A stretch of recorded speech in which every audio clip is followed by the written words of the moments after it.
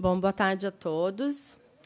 É com grande satisfação que nos reunimos hoje para dar início ao primeiro seminário presencial do projeto Raízes da Cooperação, Mangues do Sul do Brasil, Gestão Costeira diante da Emergência Climática. Esse evento tem como objetivo geral contribuir para a conservação dos manguezais e ecossistemas associados na região hidrográfica litoral centro de Santa Catarina, a Grande Florianópolis. Agradecemos a todas as pessoas presentes, virtualmente ou aqui nesse espaço nobre da Assembleia Legislativa de Santa Catarina, gentilmente disponibilizado pelo deputado estadual Marquito, presidente da Comissão de Turismo e Meio Ambiente. O projeto Raízes da Cooperação, realizado pela Organização da Sociedade Civil Ação Nascente Maquiné, ANAMA, em parceria com a Petrobras, por meio do programa Petrobras Socioambiental, conta com o apoio da Universidade Federal de Santa Catarina, a UFSC, através do Programa de Pós-Graduação em Oceanografia, do Instituto do Meio Ambiente de Santa Catarina, IMA, através do Parque Estadual da Serra do Tabuleiro, do Instituto Saracura e da Agência de Gestão e Educação Ambiental, AGEA. A educação do projeto Raízes da Cooperação, a atuação do projeto Raízes da Cooperação abrange e envolve diversos públicos do entorno das unidades de conservação. Parque Estadual da Serra do Tabuleiro, Reserva Extrativista Marinha do Pirajubaé e Estação Ecológica de Carijós, locais que abrigam manguezais de grande importância ecológica e magnitude. O projeto se dedica a 3 grandes frentes de atuação: restauração ecológica, educação ambiental com envolvimento comunitário e pesquisa sobre a fixação e estocagem de carbono nos manguezais. Essas são as raízes da cooperação que o projeto está empenhado em fortalecer diante da emergência climática. Ao longo do evento, serão apresentadas 4 palestras, além da mesa de abertura e uma rodada de conversa para a troca de ideias e reflexões. Fazemos um agradecimento especial à parceria da Petrobras, que, por meio do programa Petrobras Socioambiental, tornou possível a realização do projeto Raízes da Cooperação. A Petrobras está aqui hoje representada por Carolina Leão, gerente de reflorestamento do programa Petrobras Socioambiental, e Luísa Guimarães Cretil, fiscal do projeto. Lembramos que o seminário está sendo transmitido... Opa, desculpem, gente. É a minha primeira vez como cerimonialista. Obrigada. Obrigada pela paciência. Lembramos que o seminário está sendo transmitido ao vivo pela TV Alesc e em nossas redes sociais, com retransmissão permanente em nosso canal do YouTube, youtube.com/raízes da Cooperacal, sem cedilha e sem tio.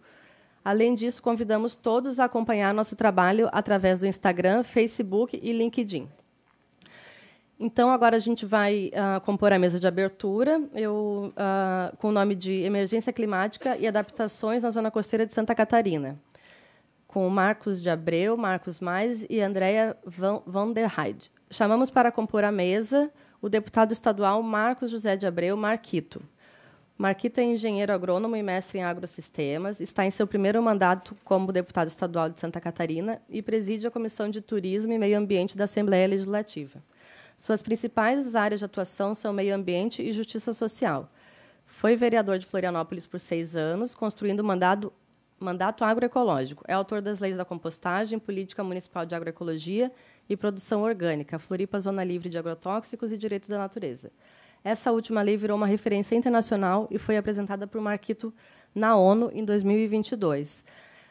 Quebrando um pouco o protocolo, a gente aproveita para chamar também o artista Gabriel Tissier para entregar ao deputado a obra feita de raízes de mangue, chamada Pássaro de Fogo.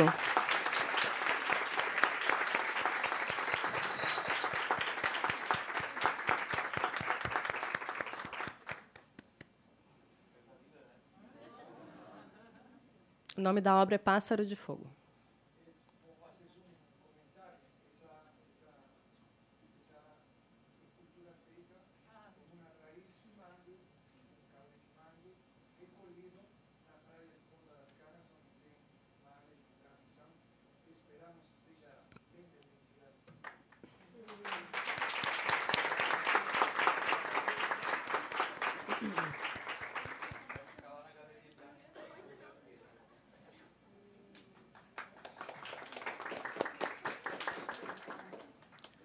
Chamamos agora para a mesa Marcos Mais, biólogo formado pela Universidade de Blumenau, mestre em Ecologia pela Universidade Federal de Santa Catarina, servidor público do Instituto do Meio Ambiente de Santa Catarina, o IMA, especialista em conservação, é o coordenador do Parque Estadual da Serra do Tabuleiro.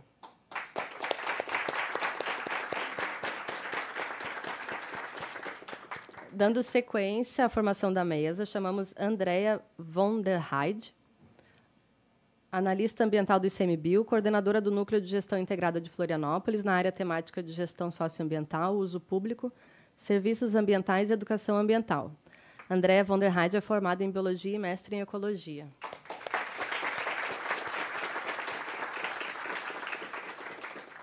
Chamamos também Eduardo Renaud Braga, biólogo doutor em zoologia, que desenvolve trabalhos com a pesquisa de conservação de baleias francas em Santa Catarina desde 2011, tendo como principal linha de pesquisa definir padrões de distribuição da espécie e estudos populacionais da baleia franca austral do sul do Brasil. Atualmente gerencia o projeto Franca Austral ProFranca.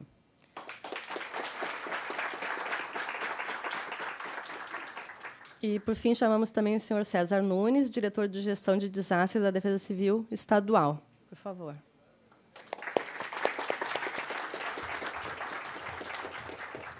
E aí, antes de começarmos as exposições, os debates, eu gostaria de agradecer, então, a presença de outras autoridades que não estão ocupando a mesa, mas que estão aqui conosco. A Luísa Guimarães Cretili, senhora fiscal de projetos da Petrobras. A Carolina Leão, senhora gerente de projetos da Petrobras. A Roberta Deveza, professora da Escola do Mar. Rafael Uliceia, coordenador da Defesa Civil do município de Garopaba. E Patrícia Orsi, representando o presidente da Companhia Catarinense de Água e Saneamento, CASAM, que é engenheira sanitarista da Gerência de Meio Ambiente e Recursos Hídricos. Obrigada a todos. Podemos dar início. E a coordenadora do Projeto Meros do Brasil. Maíra.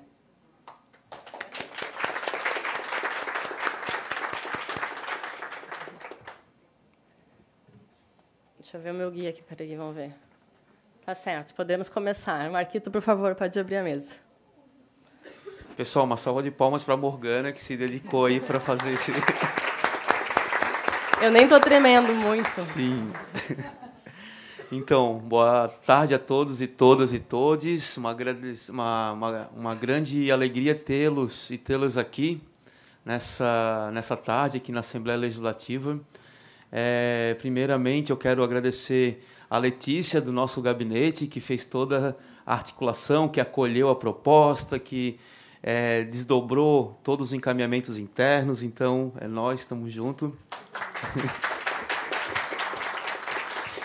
E, gente, eu queria cumprimentar todos e todas da mesa, né? Um grande momento nessa gestão que a gente está atualmente aqui dentro da Assembleia Legislativa, presidindo a Comissão de Turismo e Meio Ambiente. Para nós é uma grande satisfação poder recebê-los e recebê-las. Esta comissão é uma comissão que tem como objetivo atuar no tema ambiental desta casa, né? E como todos e todas vocês acompanham, a temática ambiental em Santa Catarina ela precisa obrigatoriamente de um olhar especial para essa temática. Nós temos aí questões que passaram muito despercebido nos últimos anos, né? Nós temos aí a questão da revisão do Código Ambiental, que sofre sobre ações de inconstitucionalidade neste atual momento, né? E muito desse desencontro legislativo acaba por, muitas vezes, não ter condições de fazer o debate aqui internamente. Então, poder recebê-los e receber o debate sobre os manguezais da nossa região é poder também a Casa Legislativa, a comissão, acolher toda essa discussão e poder contribuir de forma legislativa nesta construção, né? Segundo, que a gente, enquanto comissão, também tem atuado numa temática que tem, inclusive, uma audiência pública já aprovada, porém ainda sem data para realizar, que é sobre as escolas ambientais e as escolas do mar da região do litoral catarinense, né? A gente já vem fazendo algumas conversas com a Escola do Mar de São José, de Florianópolis, e eu queria anunciar isso para todos e todas vocês, para a gente, quando tiver uma data, tiver realmente madura essa audiência pública, que tem como objetivo criar um fórum também das escolas do mar do litoral catarinense, poder contar também com a presença e a participação de todos e todas vocês. Isso surgiu de uma demanda muito central, que essas escolas do mar têm um papel fundamental da educação ambiental junto com a rede pública de educação, junto com a rede pública e privada de educação, e que muitas vezes elas têm sido negligenciadas, né, nesse processo junto aos recursos públicos e à infraestrutura. Então, a gente aprovou essa audiência pública, não tem data ainda, mas a gente já está em diálogo com todas as escolas do mar para poder fazer um grande momento. A gente pretende fazê-la lá na Escola do Mar de São José, né, dentro da estrutura da Escola do Mar de São José, e poder passar um dia inteiro na perspectiva de criar um fórum em Santa Catarina. E, por fim, a gente vem discutindo, né, a partir da perspectiva dos direitos da natureza. A gente participou da última etapa e do meeting da The Ocean Race aqui em Itajaí, participou agora da última etapa em Gênova e tem sido construído uma ideia de uma Declaração Universal dos Direitos dos Oceanos e dos Mares, né? No mesmo momento que está fazendo esse debate, a gente tem o Encontro Estadual do Gerenciamento Costeiro, né, que aconteceu lá em Balneário Camboriú. Então, e que vem fazendo um debate central sobre as áreas protegidas da região costeira, né? Aqui na casa, a gente vem observando moções contrárias à APA da Baleia Franca e agora à APA do Farol. A gente vê manifestações de alguns setores que vêm tentando desmontar essas estruturas necessárias para a proteção costeira do nosso litoral. Então, acredito que, como desdobramento dessas ações, e contamos mais uma vez também com vocês, de a gente criar um fórum, um espaço de discussão fortalecido e colocando aqui a Comissão de Meio Ambiente da Assembleia Legislativa para fortalecer esse fórum da gestão costeira, do debate sobre a área costeira de Santa Catarina, né? Então, queria fazer esses repasses no sentido de aproveitar esse momento, até porque o nosso trabalho aqui é muito mais de construir as condições desse espaço para que o debate aconteça, para que as entidades, as instituições possam também utilizar desse espaço da Comissão de Turismo e Meio Ambiente como um espaço de pautar as questões que estão atuando, né? Então, agradecer, tenham uma boa tarde, um bom debate, e a gente vai acompanhar, eu e a Letícia, aí, integralmente essa discussão para levar também para a comissão. Muito obrigado.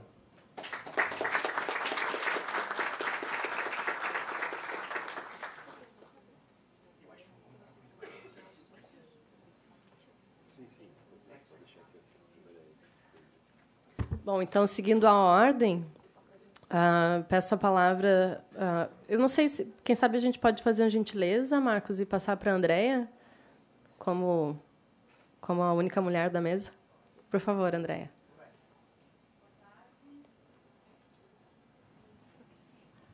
Não estou acostumada com essas coisas aqui. Boa tarde a todas as pessoas que se encontram aqui e quem também está nos assistindo pelo YouTube, né? Está sendo transmitido também online, né? Então, é um prazer aqui estar representando o ICMBio, Instituto Chico Mendes, de Conservação da Biodiversidade, autarquia federal que cuida das unidades de conservação federais. Duas unidades de conservação que vão ser contempladas dentro desse projeto se encontram aqui na ilha de Santa Catarina, né, que é a Estação Ecológica de Carijós e a Reserva Extrativista Marinha do Pirajubaé. Ambas as unidades protegem remanescentes muito significativos de manguezal, né? Na Isaac Carijós, nós temos o manguezal do Ratones, né, na gleba maior, e tem a outra gleba do manguezal do Saco Grande, né? E na Reserva Extrativista Marinha do Pirajubaé protege o manguezal do Rio Tavares, que é o maior fragmento aqui da ilha, bem como uma parte do Baixio, né, de onde é extraído diversos produtos, né, peixes, berbigão, camarão, né, que dão sustento a diversas comunidades, diversas famílias de população tradicional ali residente, né? Então, o manguezal, ele tanto tem essa preservação mais na Estação Ecológica de Carijós, assim, que é uma categoria de unidade de conservação de proteção integral, né? Tem essa essa questão da proteção integral desses 2 manguezais da Estação Ecológica de Carijós.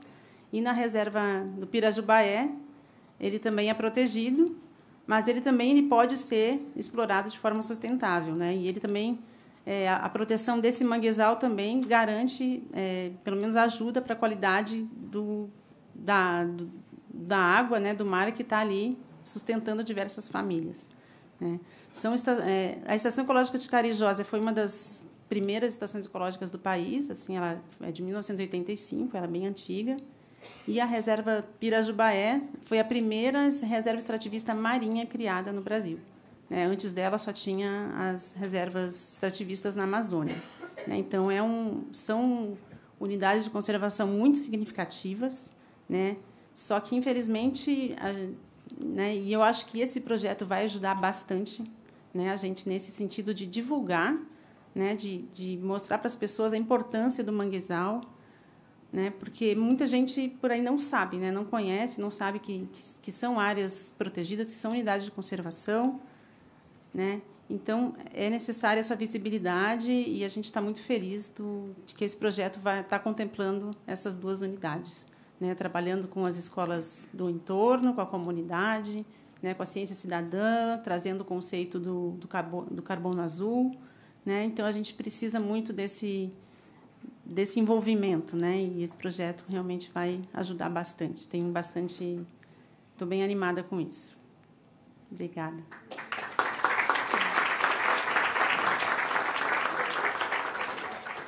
Eu acho que não tem jeito, como as falas são pequenas, eu vou ficar aqui, tá, pessoal?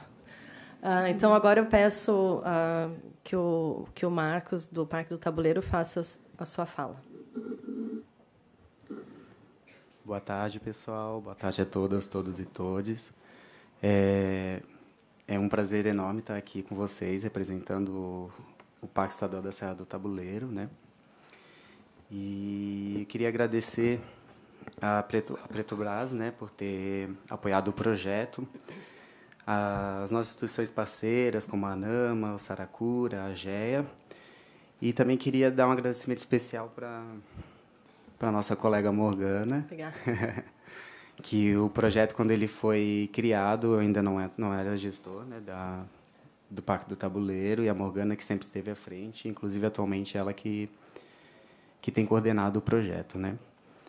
E é uma ótima cerimonialista. Obrigada. Eu queria também fazer um agradecimento especial ao Marquito, que proporcionou, né, que a gente estivesse aqui. É um momento muito importante para a gente, né, estar aqui nessa casa hoje. Essa casa que tanto discutiu sobre o tabuleiro, né, e pouco nos ouviu, talvez. Que fez um trabalho, né, nos últimos anos, tomou decisões bastante questionáveis, né, principalmente sobre os limites do tabuleiro. E eu penso que é um momento muito importante agora a gente estar retomando aqui para falar sobre conservação, né, dos ecossistemas do tabuleiro, de outras unidades de conservação também, mas especialmente do tabuleiro, que é o maior beneficiado do projeto, né. Eu tenho pensado nesse momento como algo bem histórico, não só pelo nosso retorno aqui, mas também porque a gente conseguiu reunir uma gama, né, de parceiros, e isso deixa evidente que a gente tem passado por uma nova perspectiva, né, na gestão das unidades de conservação no Instituto do Meio Ambiente, em que a gente deixa de ver as unidades de conservação como esse espaço que é uma ilha, né, no território, que não pode entrar, não pode tocar, não pode mexer, mas agora a gente está indo para um novo momento, né, meio atrasado aqui em Santa Catarina e no Brasil, mas de perceber as unidades de conservação como parte do território e como agentes, né, de transformação positivamente no território, junto com a sociedade civil, com o setor produtivo, como a Petrobras, né. A gente também precisa mudar esse olhar de que não é só o Estado que sabe cuidar das áreas protegidas, né, tem uma série de agentes que podem atuar também. E, além disso, a gente ainda está se voltando para um ecossistema bastante negligenciado, né, que são os manguezais. Durante muito tempo foram vistos apenas como espaços que precisavam de aterro para desenvolver cidades, né, e a gente estava tocando a música do Manguetown, né, que é sobre uma zona periférica de Recife, então o mangue sempre foi esse lugar de sujo, fedido e tal, que agora a gente percebeu meio tarde, talvez não, né? No momento certo, de que é um espaço que merece nosso olhar e que traz muitos benefícios, né? Não só por conta de fazer um trabalho de depuração da poluição dos rios, né? Mas também como uma zona de transição entre o mar e os ecossistemas dos cículas, né? Como um berçário de vida, mas também agora como fixadores de carbono, né? As evidências estão aí mostrando que o mangue tem um potencial enorme para isso, que eles são vítimas, mas também eles podem fazer parte desse processo contra as mudanças climáticas, né? E eu acho que é isso que eu queria falar. Espero que seja muito proveitoso o nosso seminário hoje e que seja o primeiro, né, de muitos. É isso. Obrigado.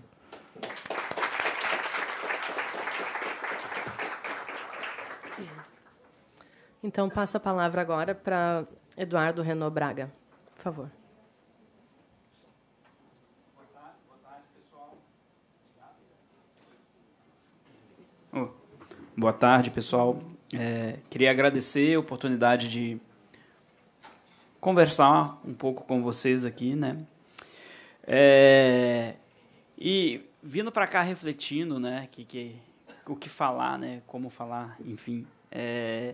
Eu acho que uma coisa que é importante a gente levar em consideração, né, quando a gente fala de ecossistemas aquáticos, principalmente, a gente vê que ele funciona de um jeito diferente dos ecossistemas terrestres, né? Por quê? Porque um ecossistema aquático, ele é um ecossistema que ele é todo conectado, né?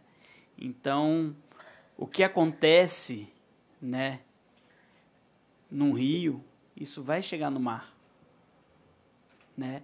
E os estuários, na verdade, eles são a porta de entrada para esses ambientes, né?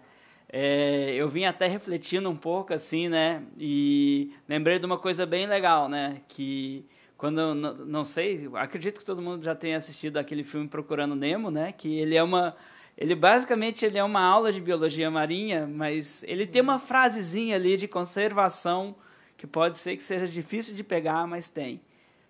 Toda a água dá no mar, né? Toda a água dá no mar. Então, tudo que a gente jogar no rio vai dar no mar, né? E assim, a gente pensa nos ecossistemas marinhos, né? E de um modo geral, ele é um ecossistema extremamente complexo. E o que a gente vê não é nem 1% do que ele é, né? Eu vou perguntar aqui para vocês, eu acho que tem muita gente aqui que é preocupado, mas será que a população está preocupada com a conservação da poliqueta marinha? Né? É bem complicado isso, né? Só que aí o que a gente tem que fazer, né? A poliqueta não chama atenção, mas aí a gente vai ter aqueles animais que eles vão chamar atenção para aquele ecossistema, que aí é o caso da nossa baleia, tá? A baleia franca, ela é uma espécie que ela foi extremamente caçada, ela chegou quase à beira da extinção. Hoje ela está num processo de recuperação, tá? Ela está num processo de recuperação, mas ainda é uma espécie ameaçada, né? Não é só uma espécie ameaçada, mas é uma espécie que ela foi considerada patrimônio natural do estado de Santa Catarina, tá? E ela acaba servindo como o quê? Como uma espécie guarda-chuva. Conservar a baleia franca vai permitir com que a gente não conserve só a baleia, que a gente conserve todo aquele ecossistema marinho que a gente tem, onde a baleia está inserida, né? Essa é a nossa missão, conservar não a baleia, mas sim o ecossistema. A baleia, ela se tornar uma espécie símbolo para a conservação no litoral sul de Santa Catarina, tá? E qual que é um outro desafio? É uma espécie extremamente costeira, né? É uma espécie que você vai estar lá na praia, ela está a 100 metros de você. É muito próximo. Então, ela indiretamente ela está exposta há muitos impactos que nós criamos, né? Então, conservar a baleia, a gente utilizar a baleia como símbolo da conservação é muito importante, né? Porque o que acontece? Hoje o que ameaça a baleia franca? Né? A caça foi proibida, ela está se recuperando. Gente, tem problemas seríssimos em relação à conservação da baleia. Porque aí, quando a gente pensa na baleia como de um modo geral, a gente não está falando só da região de Santa Catarina, não só da área reprodutiva, mas sim de uma escala global. Hoje, a principal ameaça à conservação da baleia, não só da baleia, mas como de diversos outros animais, o que vai ser? O aquecimento global. Isso faz com que diminua a disponibilidade de alimento para a baleia e, consequentemente, ela venha se reproduzir menos para cá. Então, quando a gente vê uma queda acentuada no número de baleias que vem para cá, é uma preocupação muito grande, porque isso é uma resposta de uma atividade de longo prazo também. A gente já reparou que a gente tem um entorno de 6 anos de gap entre alguma atividade climática e a resposta da quantidade de baleia que vem para cá. Então, é uma resposta que ela chega, mas ela chega demorada. E a gente tem que tomar muito cuidado para que a gente consiga observar isso a tempo, né? Para que a gente consiga tomar as devidas precauções, né? Sim, gente, é uma missão grande, né? É um grande desafio que a gente tem, né? Só que, assim, sempre guiado pela esperança que tudo vai dar certo, que nós vamos conseguir alcançar o nosso objetivo, que não é a conservação da baleia, é a preservação do ecossistema marinho, é a gente não influenciar, é pensar num momento que não vamos precisar estar aqui, instituições preocupadas com a conservação ambiental, que simplesmente a coisa vai funcionar, vai fluir, vai seguir seu fluxo natural, que é como deve ser, e não com interferência nossa. Tá certo? Obrigado, gente.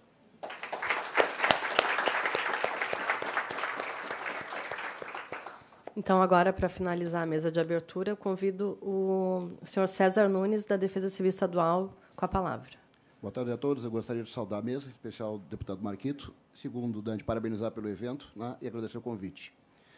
Vou me restringir muito mais ao parque da Baixada do Macembu, onde está incluído lá a parte do mangue, e puxar esses últimos 4 anos, 4, 5 anos, que nós tivemos 2 grandes incêndios que praticamente dizimaram toda a parte do parque. A partir daí, a Defesa Civil, que também não se preocupa com o meio ambiente, mas a estar no meio ambiente, ela, de certa forma, passou a fazer elaboração de forma conjunta com o IMA e outras instituições para a proteção contra o incêndio, até porque o incêndio ele destrói com muita velocidade. E, quando ele não atinge só o parque propriamente dito, né? Ele, de certa forma, ele precisa de ações rápidas, imediatas, né? E aí a participação comunitária passou a ser extremamente fundamental, com a brigada de incêndio, né? E o equipamento. Então, assim, dos últimos grandes 2 incêndios que dizimam isso praticamente em horas, né, nós conseguimos evoluir bastante. Mas há necessidade, deputado, de tecnologias, né, para cercamento do parque, porque a pressão feita ela é muito grande mesmo, né, e está principalmente aí com relação não ao parque, a Baixada do Macembu, de forma particular, né, e, consequentemente, até o mangue. Na questão do desastre, né, muito bem colocado aqui, Santa Catarina, no ano passado, sofreu registrado 865 desastres, sendo que 17 foram de porte, com mais de 50 municípios que registraram, além de mortes, decretaram situação de emergência. Né, e não foi calculado o impacto no meio ambiente. Na parte da economia, isso girou em torno de mais ou menos aí de 7 bilhões de reais a perda só em Santa Catarina. Então, a coisa preocupa bastante. Nós estamos, neste momento, sob efeito de um alerta meteorológico, tá? E nós já passamos o limite, né, daquilo que podíamos fazer. Agora é só começar a administrar e escolher quem vai e quem não vai sobreviver. Obrigado.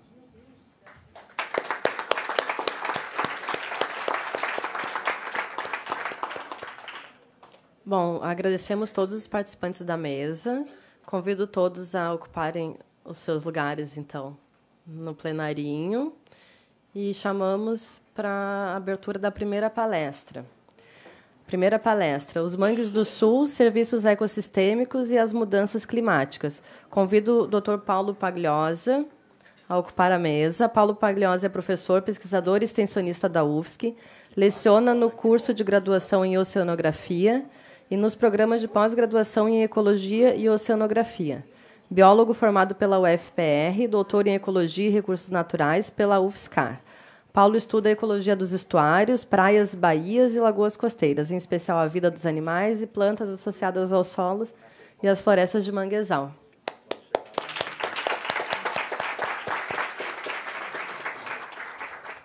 Professor, por favor, está com a palavra. Quer usar aqui?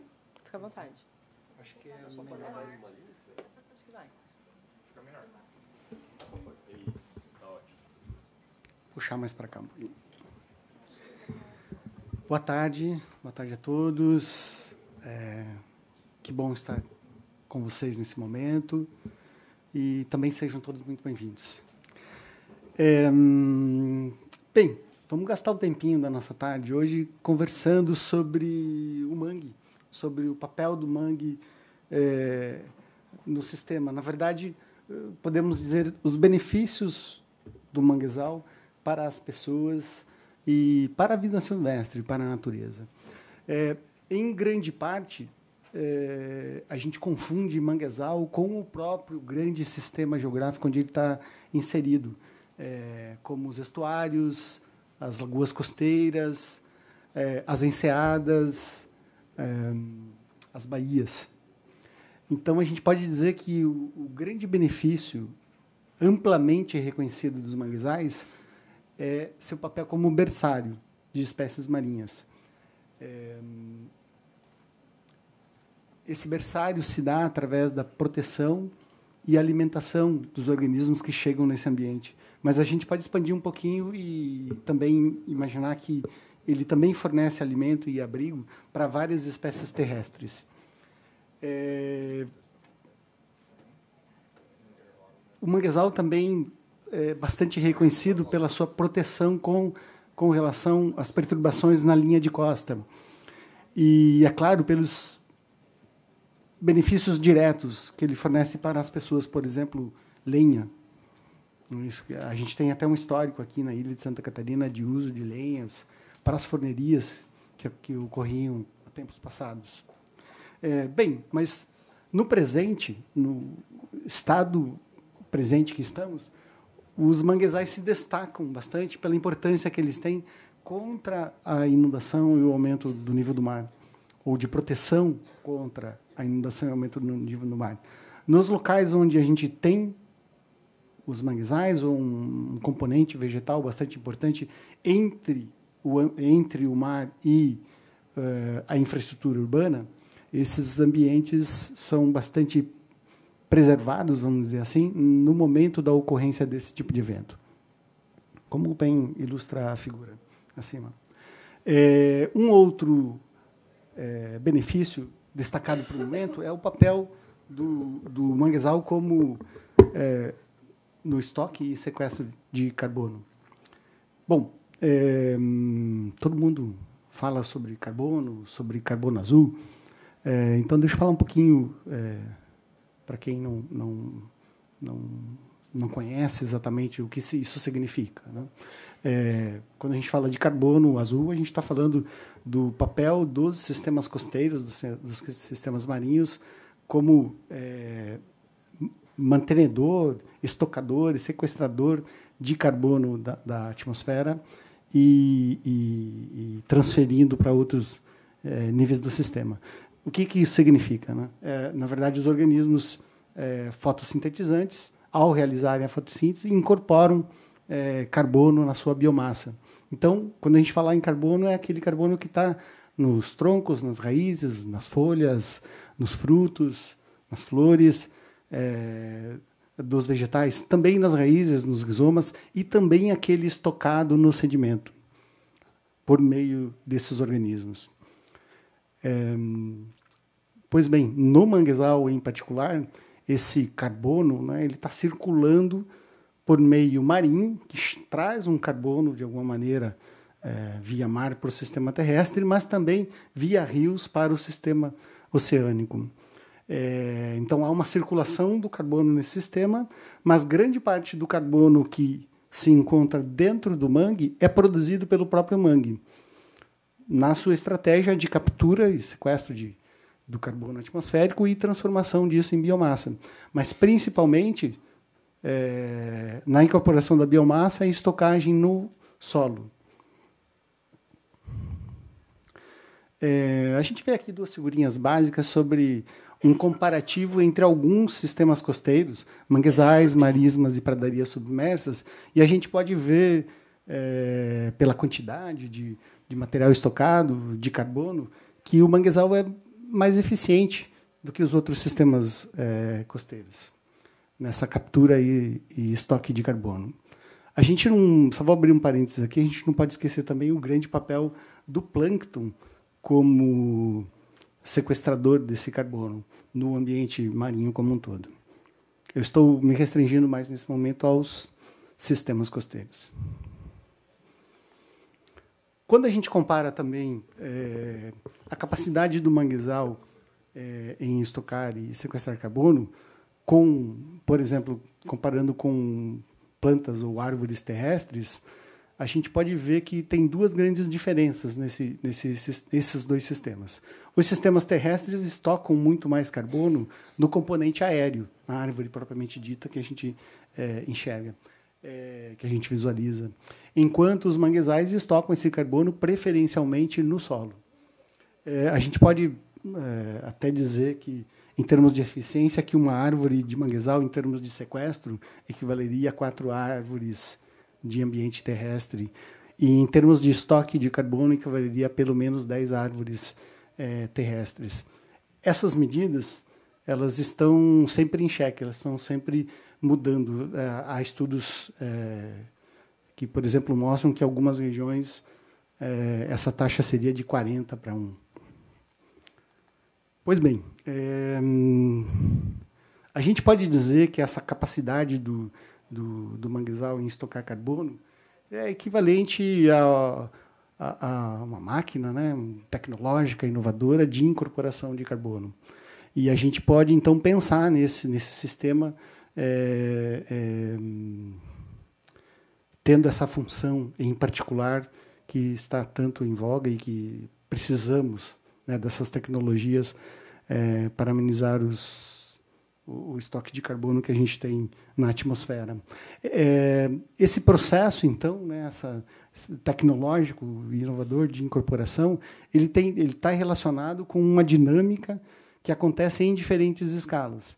Desde uma escala planetária, está relacionado aí com o próprio características climáticas, né, até com características geomorfológicas de uma determinada região, com os tipos, vamos chamar aqui tipos ecológicos de manguezais que habitam determinadas regiões, e também com o que está acontecendo especificamente na zona entre marés, onde o mangue está habitando. E isso tem muito a ver com uma dinâmica particular de, por exemplo, a gente pode chamar aí de recursos, né? Por exemplo, nutrientes, ou de estressores, por exemplo, salinidade do sistema, ou mesmo frequência de inundação nesse sistema. Esses fatores controlam bastante o que está acontecendo nesse manguezal. Mas, em grande parte, a gente tem conhecimento sobre essas características e como eles influenciam no desenvolvimento do mangue. Bom, como é que estamos em termos de manguezais brasileiros frente à situação mundial? A gente pode ver por esse gráficozinho que aquele gráfico de barras mais acima, que o Brasil tem a 2ª maior área de manguezal do planeta.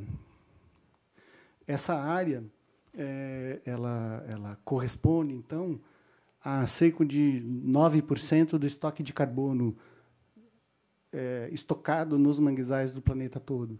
Em termos de... pode corresponder também a cerca de 14% do carbono estocado nos solos desses sistemas, né? E a taxa de sequestro, ou seja, como é que essa dinâmica acontece, ela é, no Brasil, em termos de 15% a 30% maior do que ocorre na maioria dos outros lugares, pelo menos as taxas já medidas até agora. Uma característica bastante importante também para o manguezal no Brasil é que a gente tem na região amazônica a maior faixa contínua de manguezal do planeta. Isso significa que temos estocado num determinado lugar uma grande quantidade dessa floresta.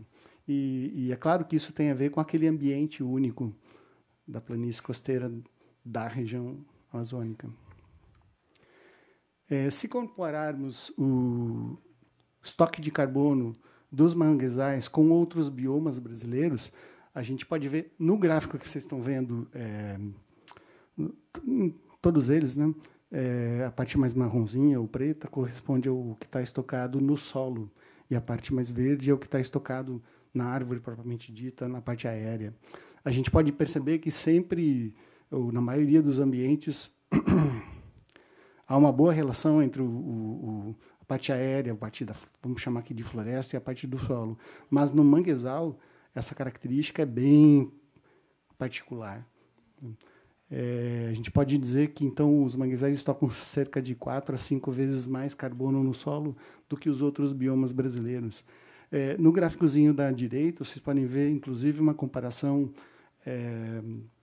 do manguezal dentro do mesmo bioma.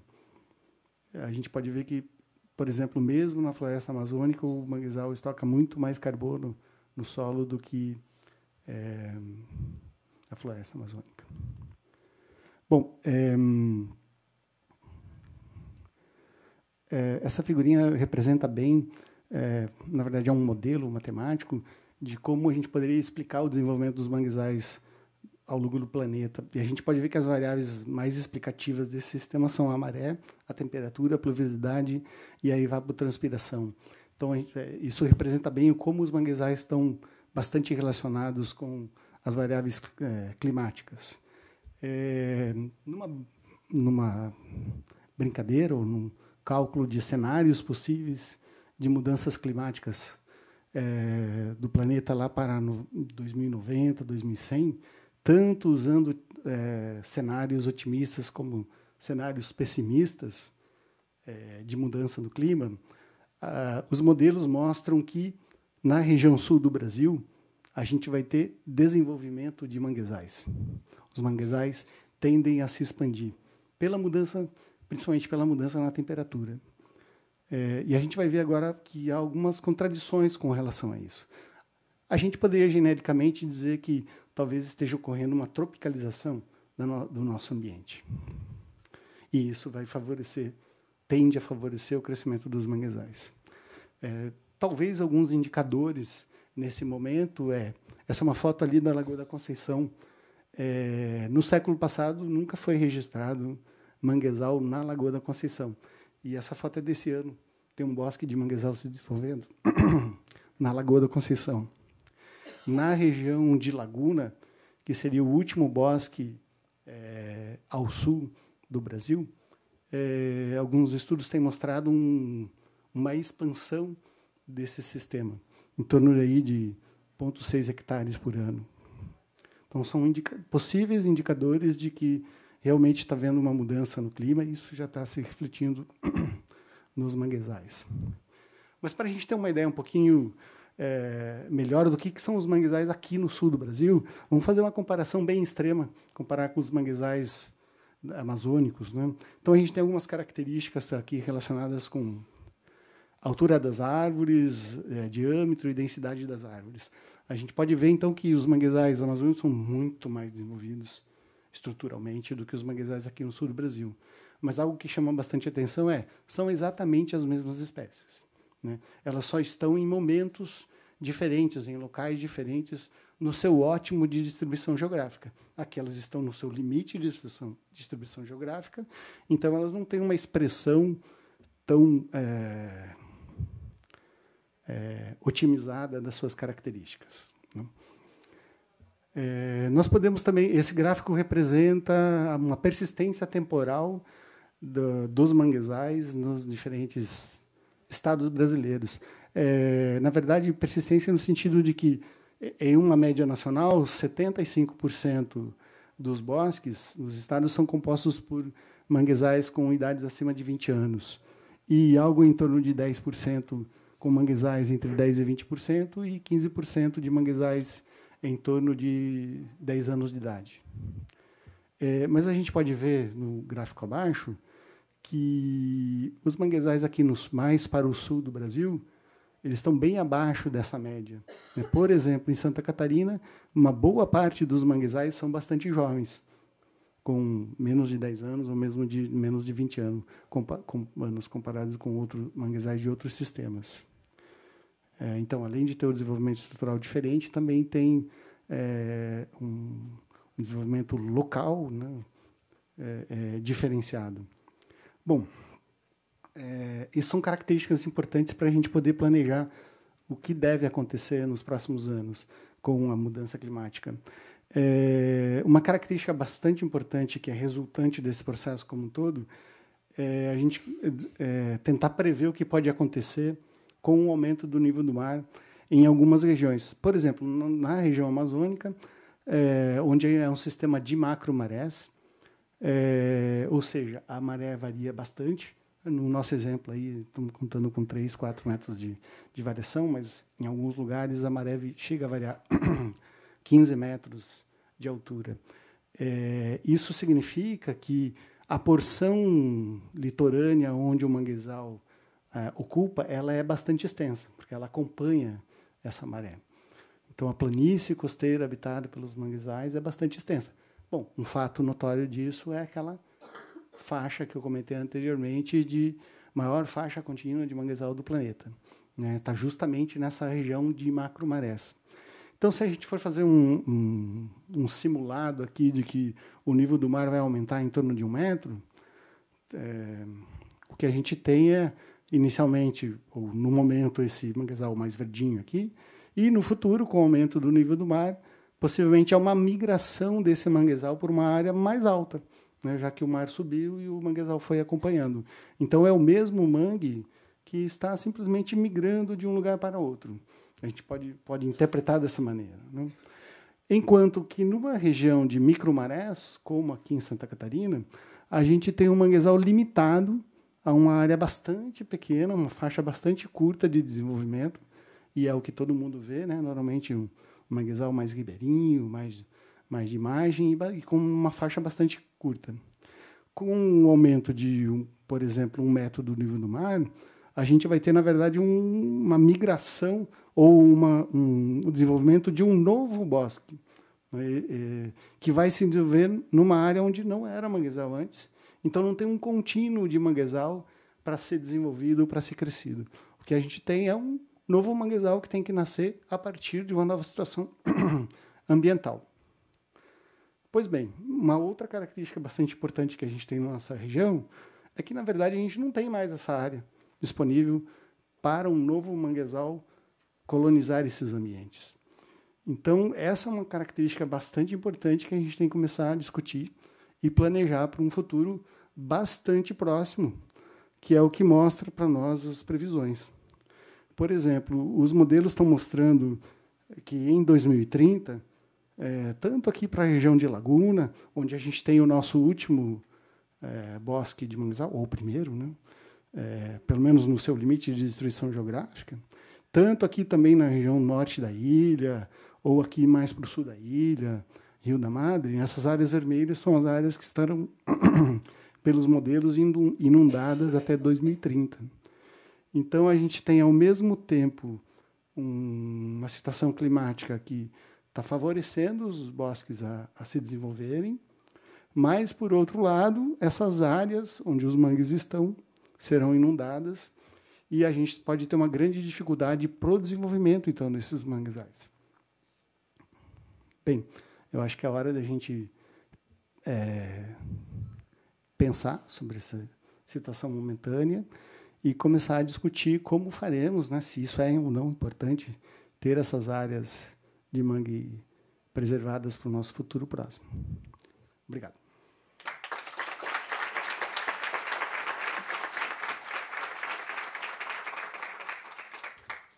Obrigada, professor. Agora eu convido o professor Luiz Pimenta, eu acho que ninguém aqui conhece ele, mas pode ser que alguém conheça. Ele não é tão famoso assim, não sei. Primeira vez que ele vem a público. Para a palestra Paisagens da Grande Florianópolis e Vulnerabilidades Socioambientais, Dr. Luiz Pimenta, do Parque Estadual da Serra do Tabuleiro. Luiz Henrique Fragoas Pimenta é doutor em Geografia, mestre em Engenharia Ambiental, geógrafo e atua em diversas frentes relacionadas com a conservação do Parque Estadual da Serra do Tabuleiro.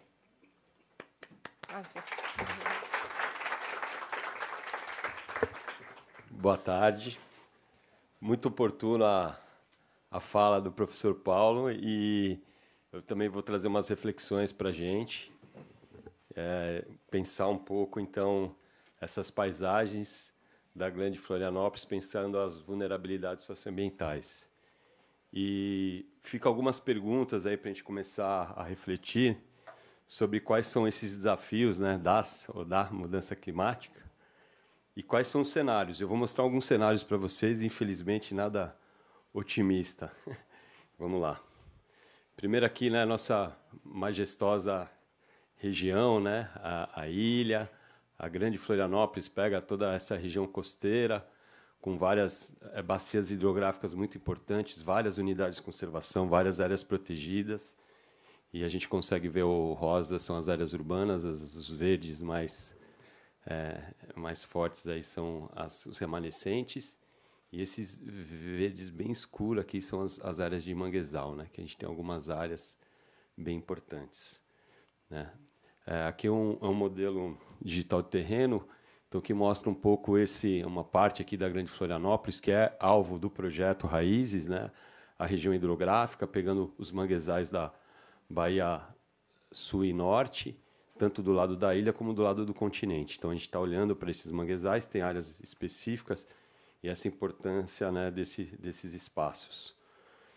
E aqui é uma imagem da ilha de Santa Catarina, né, com o nível do mar aí 7 metros acima do atual.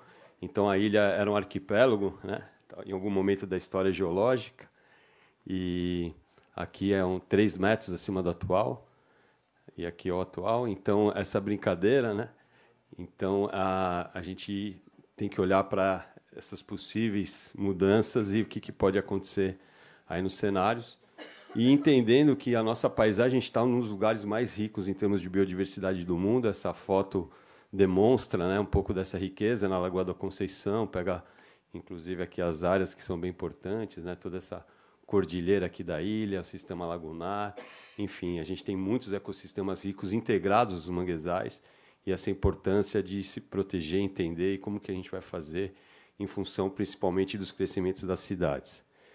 E aí fica a pergunta, né? O planejamento territorial está levando em consideração, né, essa questão, todos esses eventos? E aqui a gente tem, né, o nosso representante da Defesa Civil já deixou uma situação aqui. Esse aqui é uns mapas, vou passar rápido, que é do Atlas de Santa Catarina, de 1980 a 2004, e que mostra aqui alguns eventos, né? Vou botar aqui que é a parte aqui das marés de tempestade, né? A gente tem alguns eventos aí que já, né, assolaram o nosso estado, a inundação gradual, né? As frequências de inundação brusca, que são eventos que acontecem, escorregamentos, e se vocês repararem, sempre a zona costeira, e olha como está escuro aqui, né, a frequência, né, nos nossos municípios aqui da zona costeira, vendavais, né, os tornados também que acontecem, né, em alguns pontos. E aí aqui, só para a gente passar rapidamente, então, os valores, né, dos tipos de evento, aí, o que tem causado em Santa Catarina, em termos de reais, né, e que acabam afetando, né, danos materiais, prejuízos públicos, prejuízos privados. Os números são grandes, expressivos, né? Aí a gente pega aqui, né, os prejuízos, né, que a gente está tendo, o número de pessoas atingidas, né, danos humanos, enfim, a gente tem muitos danos que têm acontecido ao longo desses 20 anos, e aí fica, né, agora só um detalhamento, se a gente olhar aqui, ó, os municípios, né, do projeto, os prejuízos nos últimos 20 anos em relação a esses valores, né, passando Florianópolis, aqui, ó, Palhoça, né, pelo menos 57 milhões, os danos causados, o número de pessoas afetadas pelos eventos extremos, né, Isso aqui são os dados que estão na plataforma do governo federal, a mesma coisa aqui em São José. Isso é só para ilustrar como, de fato, a gente não percebe esses danos e quanto que isso vem afetando as pessoas, os danos que isso gera no dia a dia. Quem está na Defesa Civil tem acompanhado isso, né, César? E aqui a gente olha com bastante preocupação, porque a ocupação, tanto de baixa renda como de alta renda, tem ocupado as áreas de risco. E esses são, né, problemas da erosão costeira, do avanço do nível do mar, evidente, né, os ciclones extratropicais cada vez mais fortes na zona costeira, cada vez mais intenso, e a gente tem acompanhado, e infelizmente a ocupação, parece que a gente não aprende, né, com os nossos erros. Isso aqui é a Palhoça, né, um dos últimos eventos, né, então a Palhoça embaixo d'água, e essa é uma situação que vem acontecendo cada vez mais. E aí a gente pensando um pouco, acabou ficando, mudança climática ficou para baixo, mas como utilizar indicadores, né, para a gente pensar essa evolução da zona costeira. E isso foi uma discussão que a gente falou muito no seminário, que teve há 2 semanas atrás, para discutir essa questão de como a gente monitorar essas mudanças da zona costeira aqui em Santa Catarina. Então, está sendo elaborado um relatório nesse momento. Algumas ideias aí, né? Pensar em mudança de linha de costa, integridade dos ecossistemas, incluindo os manguezais, a gente começar a medir isso, né? Ter métrica para isso. E aqui é uma imagem que mostra, né, a Palhoça, que é a região da Grande Floripa, pegando um pouquinho de São José, em 1985 e hoje, né, a ocupação e os manguezais sendo cada vez mais espremidos. Como exemplo, eu trouxe a Palhoça, né, mas isso está acontecendo em todos os manguezais, em maior e menor grau. E aqui é um exemplo que a gente pergunta, né? E os planos diretores, como estão? E a gente, infelizmente, o planejamento territorial das cidades costeiras, especialmente catarinense, tem avançado no sentido de espremer esses ecossistemas e gerando um cenário de possível extinção de algumas áreas, né? Esse aqui é o manguezal do Cubatão, né? Só como um exercício para vocês terem uma ideia o que a Palhoça, especialmente, planejou para o entorno desse mangue. A gente tem aqui um zoneamento, né, da área, e aí eu vou dar um zoom nesse pedaço aqui. Aqui é a área do mangue, que inclusive está protegida pelo Parque do Tabuleiro, Mangue do Cubatão. E quando a gente dá um zoom nessas zonas, a gente vê aqui previsto, aqui é o canal, o curso d'água, 25 andares nessa zona aqui, 12 andares nessa zona e 15 andares. E isso é em cima do manguezal, né? Quando a gente dá o zoom, a gente vê aqui as áreas, né? Aqui é o limite do mangue, aqui também tem um pouco do mangue, aqui é uma área que já alteraram, está fora do parque. E aí são essas áreas aqui, então, olhando agora uma imagem em 3 dimensões, e a gente vê, então, esse tipo de pressão ocorrendo dentro das áreas, sobre áreas sujeitas à inundação já atualmente, e os planos diretores propondo a verticalização em cima dessas áreas, né? Então, a gente tem um cenário, inclusive, para quando a gente for modelar essa evolução dessa possível subida do nível marinho, para onde que o mangue vai, se as cidades estão ocupando os possíveis espaços que são essas zonas de inundação natural. Isso aqui é o mapa da CPRM, também a mesma área aqui, ó. Então, isso aqui são os mapeamentos de área sujeita à inundação alta e média, né? As áreas e que alagam todas essas áreas quando chove muito demais na Palhoça. Isso aqui, Santo Amaro, fica debaixo d'água. Esse é o cenário, está bem próximo da realidade, né? Esse mapeamento do CPRM, que foi feito para todo o litoral. São dados que estão disponíveis na Defesa Civil e no site do CPRM. E aqui é um zoom da área, já aqui pegando a área aqui um pouquinho da ilha, aqui o Baciambu. Então, a gente vê que essas áreas são sujeitas à inundação, são áreas muito baixas, lençol freático praticamente aflorando, e os planos diretores prevendo a ocupação nessas áreas supersensíveis, né? Podendo, e com esse cenário de pressão, de alteração de drenagem, de aterro sobre as áreas de transição, de manguezal e restinga, escavação, né, de vários ambientes da zona costeira, tirando duna para aterrar manguezal e banhado, os incêndios, né, no entorno dessas áreas. E isso infelizmente, é uma questão frequente. A gente tem que estar se preparando, trabalhando com a prevenção, com a mitigação, né? Esse aqui é o cenário do último incêndio de 2019, que queimou mais de 1.000 hectares no Tabuleiro, né? Então, a gente tem essa questão da zona costeira, né? Trazendo aqui o Maciambu, que aqui é uma das áreas destinadas à restauração do projeto, né? Raízes da Cooperação, que tem essa ação bem importante, né, de recuperação, e aqui é uma outra área também, em cima desse grande monumento geológico aqui, que são essas linhas aqui de regressão e transgressão marinha. Então, a gente está perdendo a nossa geodiversidade, não só a bio, mas essa riqueza, né, esse nosso patrimônio histórico natural, em áreas, né, que tem essa dinâmica de inundação, alagamento já atual. Esse aqui é o mapa ali da bacia, do complexo do Rio da Madre e Maciambu, tudo que está azul aí, área sujeita a inundação, né? E, por fim, os planos, inclusive aqui, usando também a Palhoça, que é a Praia da Pinheira, prevendo, eles querem, né, tem essa demanda de ocupar aí e criar uma nova balneário, né? Esse é um pouco o cenário, né, é o sonho de todos os municípios costeiros, subir os arranha-céus. Quem passar em Itapema, minha praia, e ver o que está acontecendo nesse momento é impressionante.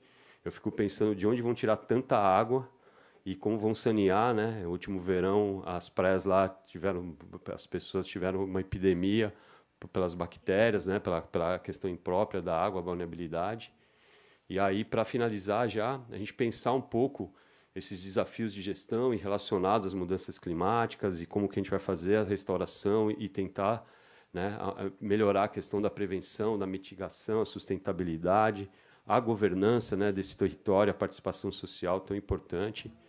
E olhando aqui, né, para finalizar essa imagem, eu acho que é bem importante essa questão integrada. Aqui o tabuleiro, a gente tem o parque, tem as terras indígenas, tem os pescadores, a APA da Baleia Franca, tem a questão dos agricultores, os quilombolas. Então, a gente tem várias comunidades que, inclusive, não estão sendo assistidas, muitas vezes, dentro desses planejamentos, dentro desses planos.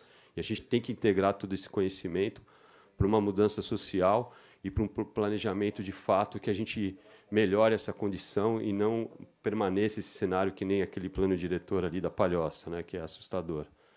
E que já está aprovado, isso na Câmara de Vereadores, né?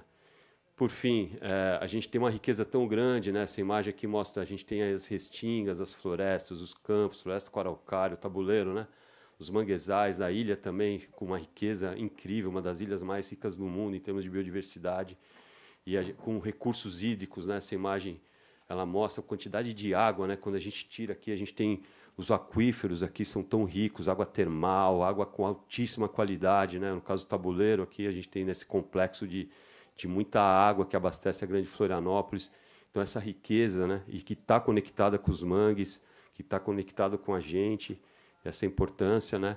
E aí termino aqui olhando um pedacinho aqui da Guarda, né, onde a gente fez um sobrevoo nessa área, que é tão importante, né? A nossa zona costeira, né, com as dunas, manguezais, restingas, é um complexo, né? A gente estava conversando hoje que os mangues eles estão conectados com essas restingas super biodiversas, né?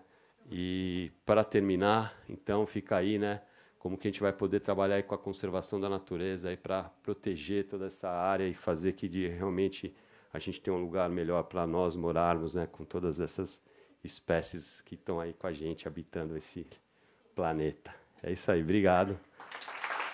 Um abraço.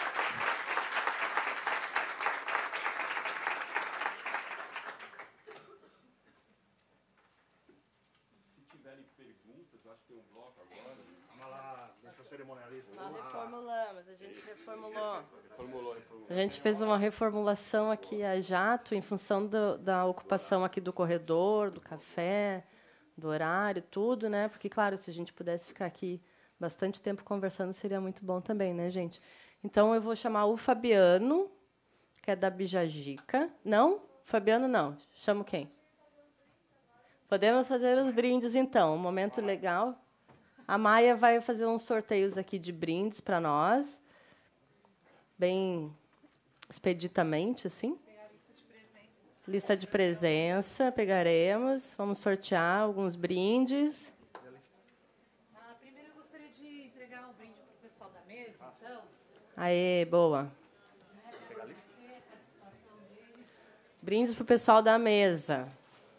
Então, Marquito. Aê.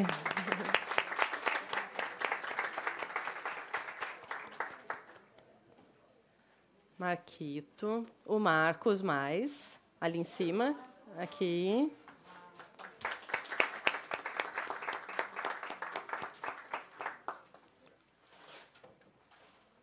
O Eduardo, para Franca. Cadê o Eduardo? Deve estar lá fora. Então, o César Nunes, Defesa Civil, e a Andréia.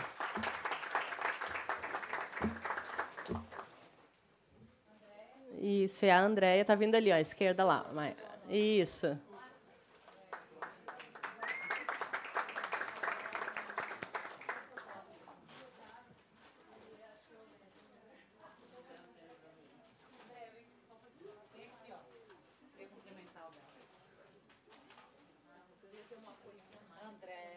A Andréia ganhou mais. E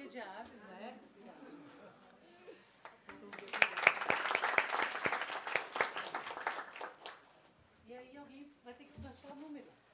Vamos ver. Nós temos aqui de 1 a 65. Como é que é? Quem nos está colaborando, contribuindo com um brinde, né? Então, Maíra, Projeto Meras do Brasil, muito obrigada.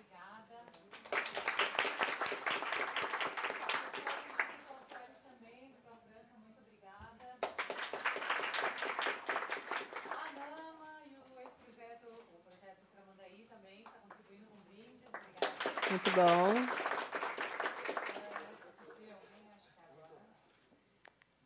Alguém para dizer um número? Sei lá, o TC, o artista, pode chutar um número para nós ali, então?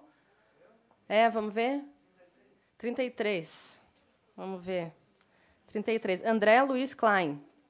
Aê, André. É do imã, mas não é marmelada. Vai. Ó, o Pimenta chutou... Pimenta pode chutar?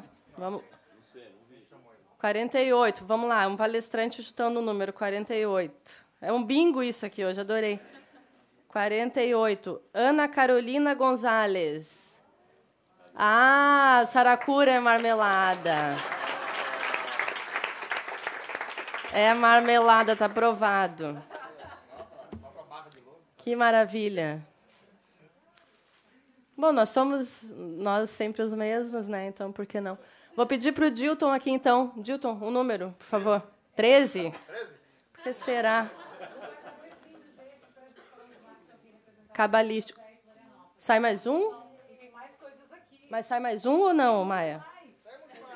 Ah, é marmelada. Ah, não tem como não ser. 13. Tem aí? Ele falou, eu quero anunciar a pessoa. Alessandra Fonseca.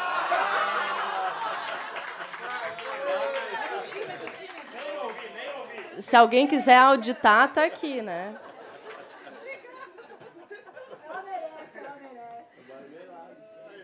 Tem mais? Marquito, diz um para nós, então. 50. 50. Júlia Dutra de Sena, do NEAMB. Júlia, aê, Júlia. Muito bom.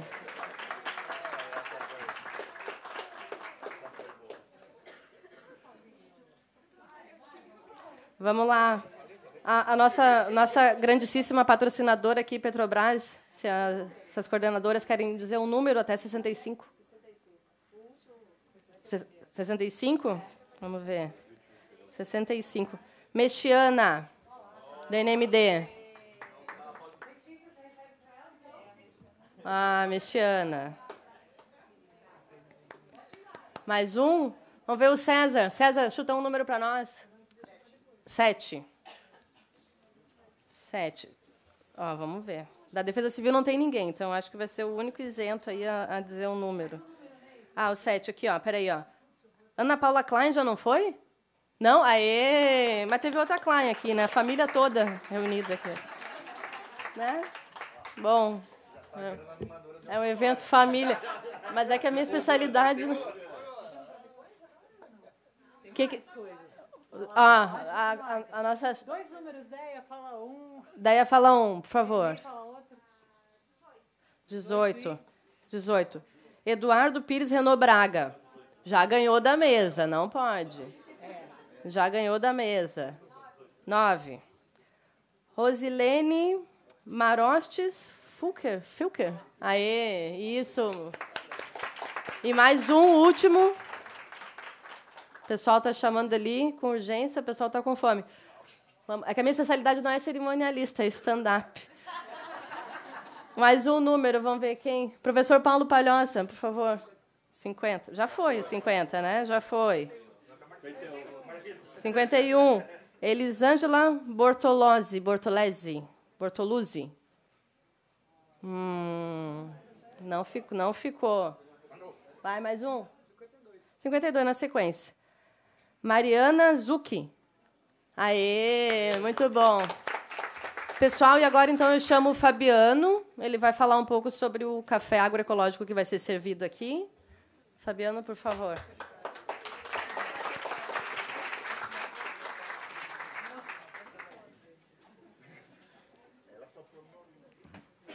Olá, boa tarde. É um prazer estar aqui. Sou Fabiano Gregório, nós somos do Bijagica Ecogastronomia. Agradeço o convite. É um parceiro grande dos mares, a Bijagica, através da pesca artesanal. A gente trouxe um produto aqui da pesca artesanal, que é uma salga de abrótia que a gente faz, então está no contexto aqui dos mares. E trazer a agroecologia aqui para dentro da plenária, do plenarinho, é sempre uma satisfação, junto com o nosso parceiro Marquito, que reverbere cada vez mais o alimento bom, limpo e justo para todos, né? E então é isso, fazer o convite para todos se alimentarem um pouco, né? Que tem mais trabalhos aí pela frente. Então a gente agradece.